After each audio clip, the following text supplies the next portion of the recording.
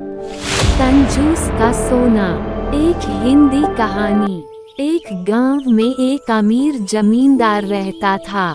वह जितना अमीर था उतना ही कंजूस।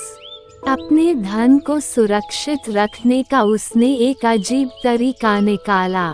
वह धन से सोना खरीदता और फिर उस सोने को गलाकर उसके गोले बनाकर अपने एक खेत में एक पेड़ के नीचे गड्ढा खोदकर डाल देता था।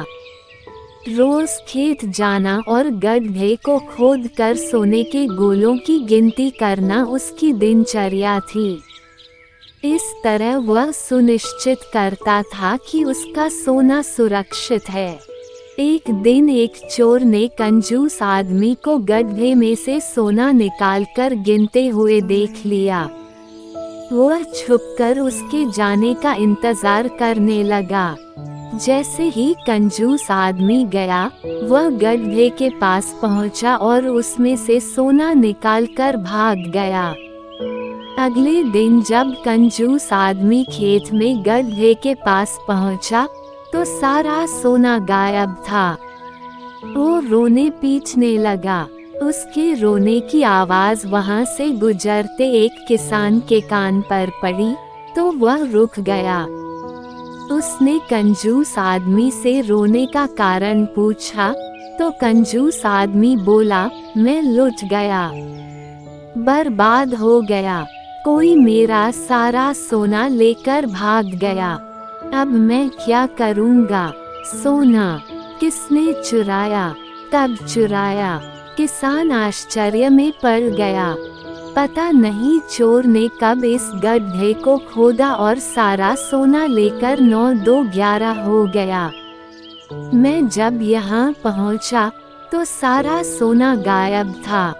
कंजूस आदमी बिलखते हुए बोला, गड्ढे से सोना ले गया। तुम अपना सोना यहाँ इस गड्ढे में क्यों रखते हो? अपने घर पर क्यों नहीं रखते?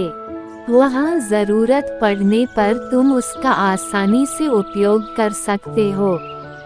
किसान बोला, मैं अपने सोने को कभी हाथ नहीं लगाता।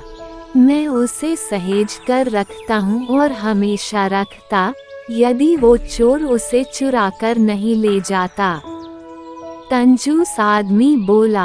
ये बात सुनकर किसान ने जमीन से कुछ कंकड़ उठाए और उसे उस गड्ढे में डालकर बोला, यदि ऐसी बात है तो इन कंकड़ों को गड्ढे में डालकर गड्ढे को मिट्टी ढक दो और कल्पना करो कि यही तुम्हारा सोना है, क्योंकि इनमें और तुम्हारे सोने में कोई अंतर नहीं है।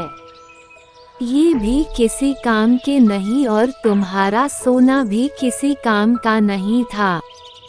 उस सोने का तुमने कभी कोई उपयोग ही नहीं किया, न ही करने वाले थे। उसका होना न होना बराबर था। सीख, जिस धन का कोई उपयोग न हो, उसकी कोई मोल नहीं।